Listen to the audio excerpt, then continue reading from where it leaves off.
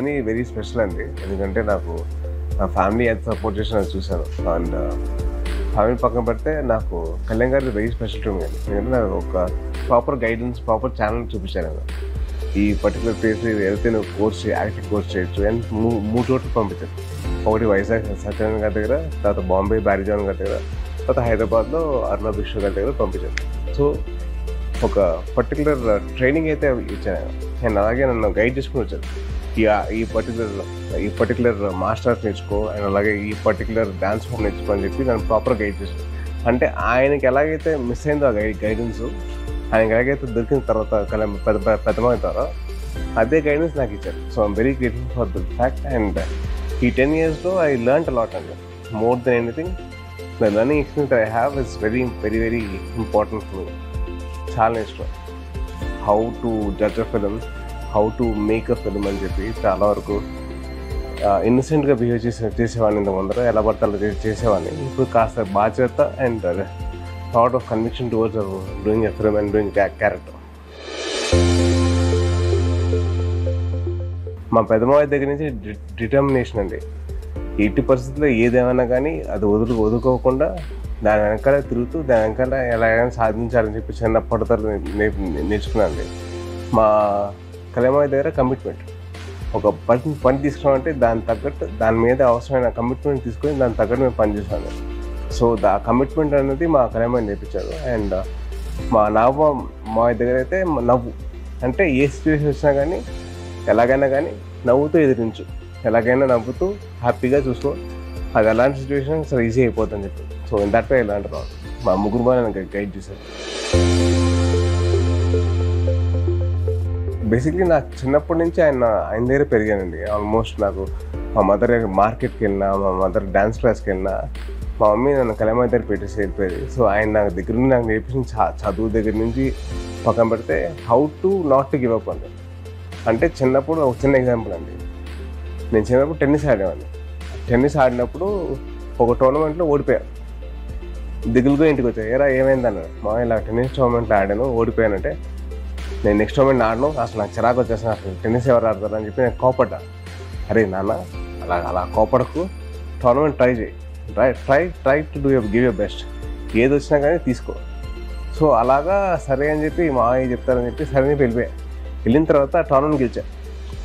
పరిగెత్తుకుంటే వెనక్కి వస్తే నన్ను ఎత్తుకొని ముందు పెట్టరు. సో అది మైండ్ ఉండిపోయింది. అంటే నాట్ టు గివ్ అప్, ఎట్టి పరిస్థితులు ఏది వచ్చినా కానీ ఎదుర్కో, సమర్థవంతంగా ఎదుర్కో అండ్ ఎలాగైనా నువ్వు సాధిస్తావు. సో అలాగే నాకు అదే ఇన్సిడెంట్ నేను రీక్రియేట్ చేశాను. మా మావయ్య గెలిచిన తర్వాత నేను అలాగే వెళ్ళి ఎత్తుకొని ముద్దు పెట్టాను. సో అది చిన్నప్పుడు చైల్డ్హుడ్ మెమరీ రీక్రియేషన్ అన్నమాట.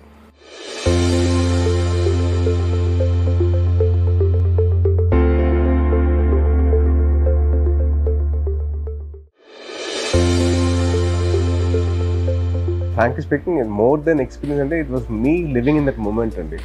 అంటే మా మావయ్యతో కలిసి ఒక 25 days నేను టైమ్స్ నేను చేయగలిగాను ఒక థాట్ నాకు అసలు దానిలోనే ఆనందం అసలు మామూలు లేదు.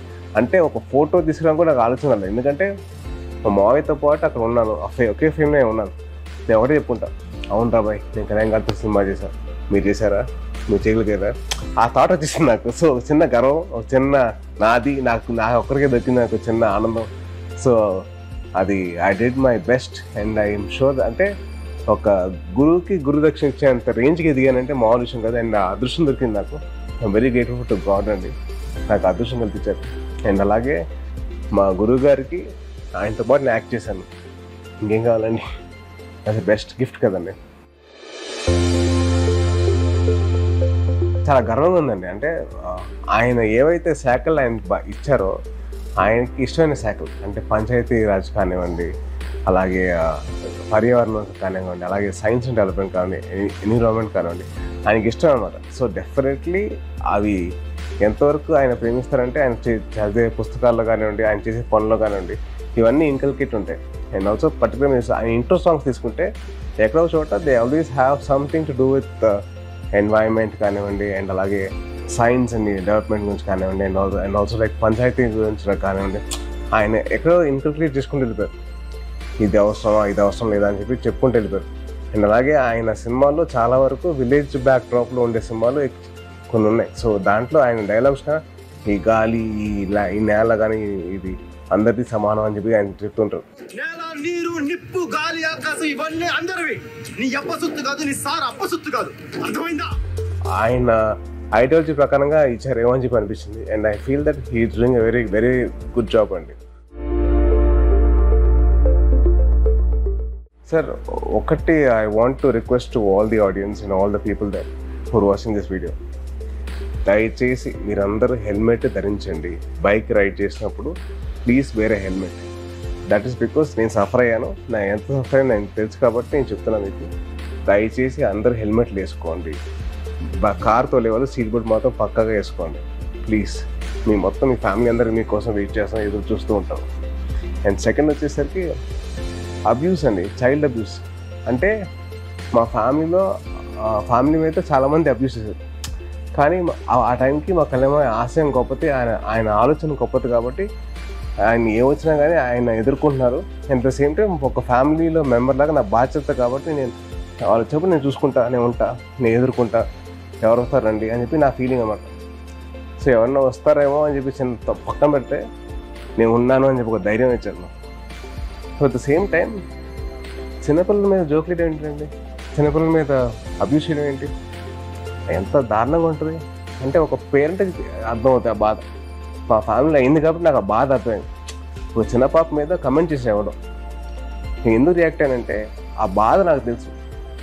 24 hours వెయిట్ చేశాను for any women's activist or for any child protection society to react or any channel, media channel to pick up this particular issue and fight.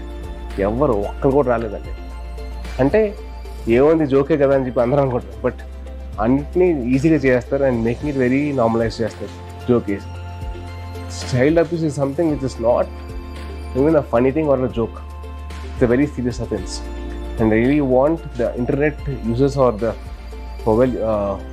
mobile users to actually have the thought of actually being responsible about their words or their actions. అంటే వాళ్ళు ఏది పడితే అది మాట్లాడడం అనేది correct కాదు. చాలా బాధ్యతగా వాళ్ళు వాడాలి నెట్. ట్విట్టర్ కానివ్వండి, ఇన్స్టాగ్రామ్ కానివ్వండి, కమెంట్స్ పెట్టినప్పుడు వాళ్ళు చూసుకోవాలి, ఆలోచించాలి. నేను కానీ ఆ ప్లేస్లో ఉంటే నాకు ఎలా ఉంటుంది, లేదా మా పేరెంట్స్ అక్కడ పెడితే వాళ్ళకి ఎలా ఉంటుంది, లేదా మా తమ్ముళ్ళు లేకపోతే మా అన్నయ్య పెడితే ఎలా ఉంటుంది. ఒక చిన్న థాట్ పెడితే అట్లాంటి కమెంట్స్ రావాలి. ఏదో అబ్యూస్ అంటే ఇంతకు ముందర హీరోని కానీ కలవడం చాలా కష్టమైపోయింది.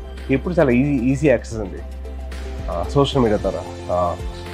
ట్విట్టర్ కానివ్వండి, ఇన్స్టాగ్రామ్ కానివ్వండి, ఫేస్బుక్ కానివ్వండి, చాలా ఈజీ యాక్సెస్ దొరికేసింది. సో వాళ్ళు ఏమైనా అంటే తిట్టేస్తున్నారు, వాళ్ళకి తిడుతున్నారు సరే, బట్ దే డోంట్ అండర్స్టాండ్ అది ఎంతవరకు అది ఎదురు వాళ్ళు హర్ట్ అవుతుందండి. మేము ఎలాగో పట్టించుకొని వస్తున్నా, కానీ దానివల్ల వేరే హీరో ఫ్యాన్స్ కానీ వేరే ఫ్యాన్స్ కానివ్వండి వాళ్ళు ఎంత ఫీల్ అవుతారు అంత మాట్లాడుతుంటే. సో అట్లాగే మనం బాధ్యతగా మనం వహించాలి. నేను అట్లాగే మన అబ్యూస్ తగ్గించాలి.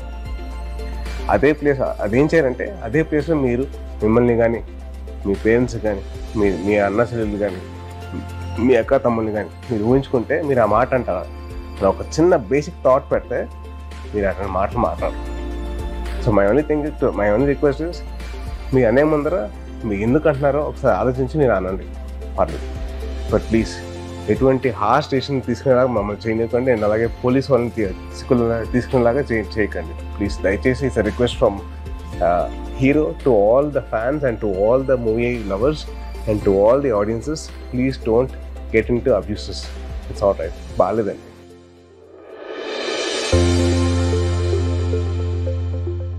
నాకేంటంటే మళ్ళీ స్టార్ట్ చేసిన జర్నీ, మళ్ళీ కొత్త టీం వచ్చింది, కొత్త సినిమా చేస్తున్నాం. సో డెఫినెట్లీ ఆడియన్స్ అందరినీ చాలా మెస్ప్రైజ్ చేయని చెప్పి ఆలోచిస్తున్నాం. సో డెఫినెట్లీ ఒకటి ఏంటంటే వాళ్ళందరూ చాలా గర్వంగా ఫీల్ అయ్యే సినిమా చేస్తాం. తెలుగు సినిమా ప్రేక్షకులందరూ చాలా గర్వంగా ఫీల్ అవుతారు. అది నా ప్రామిస్ అండి, ఫర్ షూర్.